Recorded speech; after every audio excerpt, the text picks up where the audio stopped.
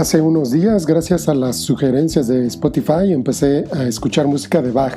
En una playlist me apareció el Agnus Dei, que en latín quiere decir Cordero de Dios. La frase es Agnus Dei, qui tollis peccata mundi. Esta es una pieza perteneciente a la misa en si menor de este músico alemán. En ese momento no lo sabía, pero esta es la obra de su vida. Es una de las cumbres musicales en la historia de la humanidad. Bach la compuso a lo largo de varias décadas. De esta monumental obra se ha dicho que es teología asequible a todo el mundo. No importa si eres creyente o no, esta música es un diálogo humano con lo superior, lo sublime, un acercamiento a lo divino. En este nuevo episodio del podcast de Escribo de Viajes vamos a hablar de Johann Sebastian Bach, de la música sacra y de Alemania. Mi nombre es Arturo y aquí comenzamos este recorrido. Muchas gracias por acompañarme.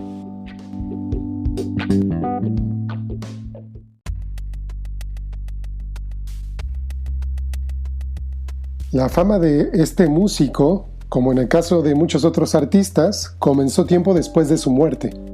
Hoy lo conocemos como uno de los compositores más grandes de la historia, pero en vida se le reconocía más como intérprete y nunca a un nivel extraordinario. Son muchos los testimonios de músicos de todos los géneros que expresan su admiración por este personaje. Me gustan los ejemplos de Astor Piazzolla en el tango o de Brian Wilson, que siempre declaró su inspiración en Bach para la creación de su disco legendario de 1966, el Pet Sounds. La música de Bach es la que mayor número de veces ha sido enviada al espacio en las sondas Voyager. Y el más reciente testimonio que me he encontrado sobre la música de Bach es el de Paul McCartney. En Star Plus acaban de estrenar una serie documental en donde el productor Rick Rubin entrevista al ex Beatle. Paul McCartney dice que Bach siempre ha sido su compositor favorito y lo fue también de la banda en general. Incluso lo tomó como inspiración directa para crear su canción Blackbird. Pero si hablamos de apreciaciones sobre la música de este compositor, la que mayor influencia tuvo en la historia de la cultura es la de otro compositor también alemán que nació 20 años después de que Bach haya fallecido. Me refiero a Ludwig van Beethoven. Así fue como se comenzó a revalorar la figura de Bach y se comenzó a escribir la leyenda. Es famosa la cita de Beethoven refiriéndose al apellido Bach,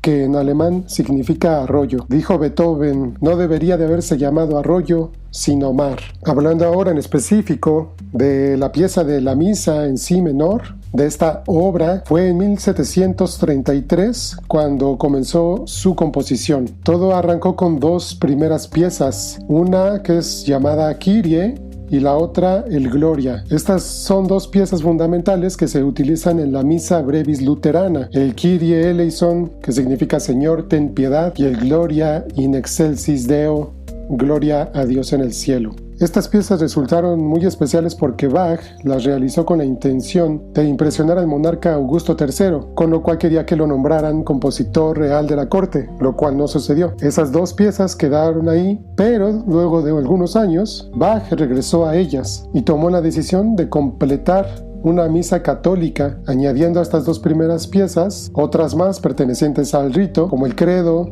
el Sanctus o el Agnus Dei. Se puede decir entonces que se trata de música litúrgica católico-luterana. Y lo más interesante es observar lo que los expertos han encontrado sobre la composición de las diferentes piezas de esta misa, ya que la técnica es la de la parodia. Esto no es lo que entendemos hoy en día. En aquellos años, dentro de la música culta, la parodia se refería a una composición basada en algunas piezas anteriores del corpus del autor. Es decir, que escogía piezas que le gustaban y regresaba a ellas para mejorarlas o ampliarlas. Así es como se compuso esta misa. Se podría decir que el conjunto de esta obra es un resumen de toda la producción de Bach a lo largo de su vida. Es un reflejo de sus preocupaciones vitales, de todos sus estilos, estructuras y técnicas musicales. Quizá por eso eligió el género más histórico e importante, que es el género sacro, para ahí plasmar todos sus esfuerzos y dejar ahí la huella palpable de su talento. La misa fue la obra monumental de Bach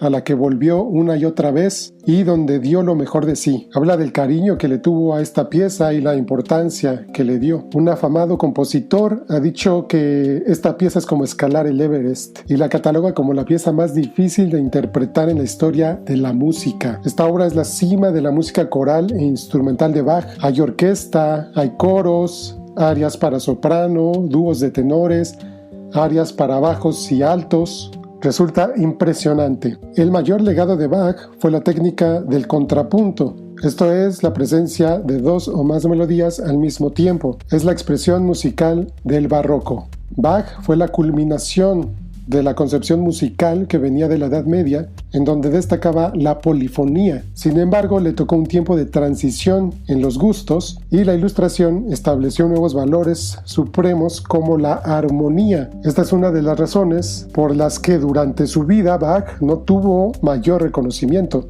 A lo largo de su vida adulta, lo común era que Bach recibiera infinidad de críticas debido a su estilo barroco, porque ya se veía como algo anticuado. Se le criticaba su complejidad. Hacia los años finales de su vida incluso, su hijo Carl Philipp Emanuel Bach ya comenzaba a tener mucha fama y cuando alguien empleaba el apellido Bach era porque se referían a su hijo. Es claro que las cosas fueron cambiando con el paso del tiempo y hasta el día de hoy el reconocimiento se sigue escribiendo. En el año 2015, el manuscrito de la misa en si menor de Bach fue declarado por la UNESCO Patrimonio de la Humanidad.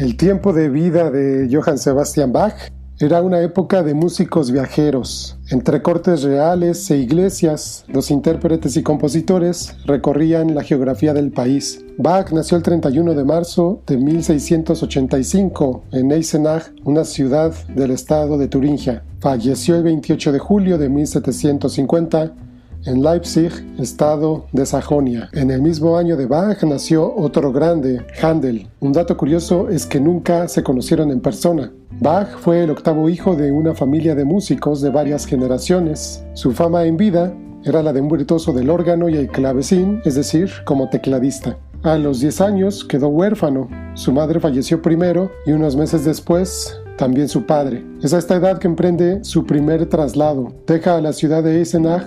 Su casa natal es hoy en día un museo que abrió sus puertas desde 1907. La experiencia de visitar este museo resulta muy enriquecedora porque se ofrece música en vivo con instrumentos antiguos. Otro atractivo en la misma región de Turingia es el castillo de Wartburg. Allí es donde Lutero realizó la traducción del Nuevo Testamento al alemán. Este castillo es uno de los más hermosos de Europa y se encuentra también en la lista de la UNESCO como Patrimonio de la Humanidad.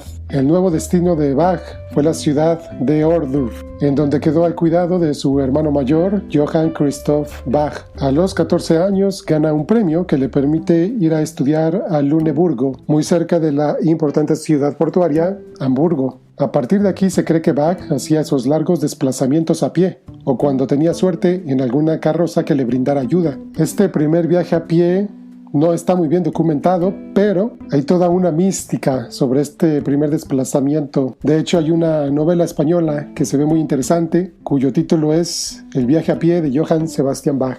En la iglesia de San Miguel de esta ciudad de Ohrdruf participa en el coro a capella de la iglesia hasta que la voz le comienza a cambiar. De ese Bach adolescente, sus biógrafos han encontrado documentos de sus primeros estudios y dicen que se observa un adolescente disciplinado, metódico y bien entrenado, profundamente comprometido con el aprendizaje de su oficio. Fue un gran estudioso de los italianos como Vivaldi y además de la música, sus pasiones eran el latín y la teología. Al graduarse de sus estudios, se dirige a Weimar para formar parte de la corte de Juan Ernesto III. Tenía una posición en la capilla del duque, sin embargo, se piensa que realizaba más actividades domésticas que musicales. Luego de allí vuelve a Turingia, a la ciudad de Arnstadt, en donde es contratado como organista de la iglesia de San Bonifacio. Esta iglesia hoy en día es conocida como la iglesia Bach. En el ayuntamiento de esta ciudad se encuentra el órgano original que tocaba Bach en aquella época. Un episodio que sí se encuentra documentado sobre sus viajes es cuando recorrió 400 kilómetros a pie hasta la ciudad de Lübeck para aprender del que consideraba el mayor organista alemán de ese tiempo, Dietrich Buxtehude. Era el invierno de 1705 y Bach había dicho a sus empleadores que tardaría 4 semanas, que se convirtieron en 4 meses. Esto habla de la influencia que tuvo ese músico en la formación y concepción musical de Bach. Incluso el famoso organista le ofreció quedarse con él para convertirse en su máximo aprendiz y sucesor, pero había una condición: que se casara con su hija. Bach rechazó la propuesta y emprendió la caminata de 400 kilómetros de regreso. En 1707 tuvo su primer matrimonio con su prima lejana María Bárbara Bach. A lo largo de su vida tuvo nada más y nada menos que 20 hijos. Por desgracia, solo la mitad de ellos llegaron a edad adulta. María Bárbara falleció en 1720. Con ella tuvo a 7 de los hijos. Su segunda mujer fue la soprano Anna Magdalena Wilke, 16 años menor que él, con la cual tuvo 13 hijos más. El recorrido por la geografía alemana continuó por ciudades como Mühlhausen y Weimar hasta llegar a Leipzig, destino final del músico.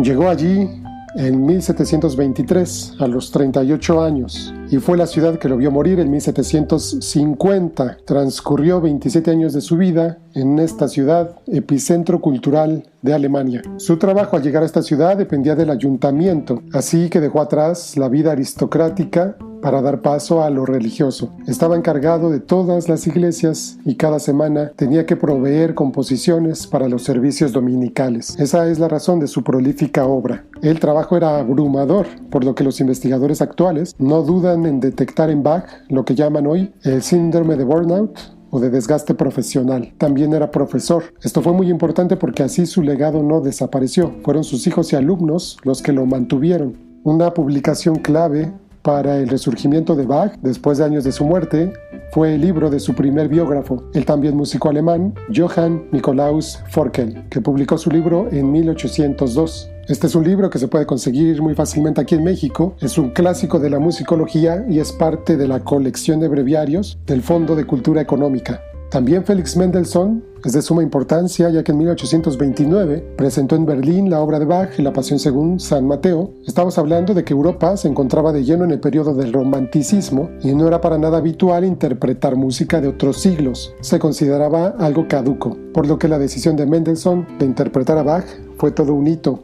La ciudad de Leipzig es idónea para palpar el legado de Johann Sebastian Bach. En la iglesia de Santo Tomás reposan los restos del músico y allí también es donde predicó Martín Lutero, por lo que es un punto obligado para visitar en un viaje a Alemania. Allí se encuentra el legendario coro de la iglesia, que en su tiempo fue formado por Bach. A las afueras de la iglesia hay una estatua del músico, reconstruida anatómicamente a partir del hallazgo de su cráneo. Cada año la ciudad celebra el Bachfest y en Leipzig también se realiza una de las ferias del libro más importantes. En general es una ciudad llena de cultura y una importante industria editorial. En Leipzig se creó el primer periódico del mundo. En 1481 se fundó aquí la primera imprenta del país. La universidad, fundada en 1409, es la segunda más antigua de Alemania y allí estudiarían personajes como Goethe o Nietzsche. Wagner es otro de los hijos pródigos de Leipzig.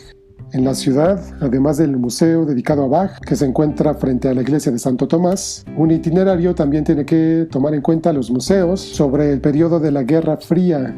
Esta ciudad fue parte de la República Democrática Alemana y permaneció 40 años bajo el dominio soviético. Se piensa que Bach sufrió una diabetes, lo que le produjo problemas de ceguera. A la edad de 65 años lo sometieron a una operación para curar sus problemas de visión. Sin embargo, luego de esta cirugía derivó una apoplejía que le ocasionó la muerte. Fue sepultado el 30 de julio en un entierro sencillo. Para ese momento todavía no le llegaba el reconocimiento que lo cataloga como el Homero o el Shakespeare de la música. El patrimonio que dejó a su muerte estaba compuesto por 18 instrumentos musicales y 52 libros religiosos. Fue enterrado en un viejo cementerio de Leipzig. Su tumba permaneció olvidada y sin identificar casi un siglo y medio, hasta que en 1894 fue trasladado a la iglesia de San Juan. Este lugar fue destruido durante un bombardeo aliado en la Segunda Guerra Mundial, así que desde 1950 los restos de Bach se encuentran en la iglesia de Santo Tomás.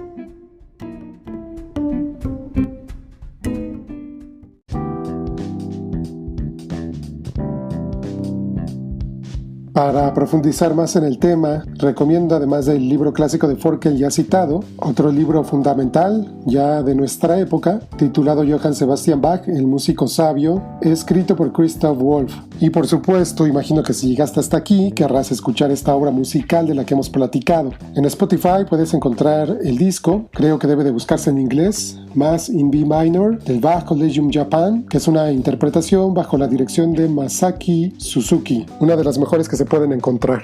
Con estos grandes personajes de la humanidad, creo que sucede algo muy interesante. Este podcast me hizo recordar a alguien más cercano a nuestra historia, Sor Juana Inés de la Cruz. Hace muy poco estuve estudiando a nuestra poeta monja porque hice una maestría en Historia y Literatura. Y cuando se analiza el desarrollo de la narrativa, de cómo nos contamos el que ciertos personajes lograron cosas extraordinarias, sucede que lo más común es caer en el reduccionismo de decir, lo que pasa es que fueron unos genios. Pero entre más aprendemos de cada historia personal, la verdad es que lucen bastante humanos. Y por eso el conocimiento resulta transformador y ofrece una nueva visión de las cosas. ¿Qué sucedió en el caso de Sor Juana? Margot Glantz explica que el llamar genio a Sor Juana cancela la posibilidad de que otras mujeres se reconozcan en ella. Y es como decirles, no intenten ese camino, no pueden aspirar a la libertad o a la creación sublime o a la fuerza de Sor Juana, porque eso es solo para alguien excepcional como ella, a alguien que fue un genio. Entonces me quedo con una frase de Bach, que ya es mi favorita, que dice, trabajé mucho y quien trabaje como yo podrá hacer lo que yo hice. Bach compuso un total de 1128 piezas musicales. A pesar del trabajo intenso, alcanzó la perfección, la profundidad intelectual y la belleza artística. Este podcast invita a despertar nuestra genialidad. Los viajes, la música, entregarnos a nuestras pasiones y dejarlo todo. Hasta aquí llegamos a este episodio, el número 4 del podcast de Escribo de Viajes. Mi nombre es Arturo y te espero en el próximo episodio. Muchas gracias por escuchar.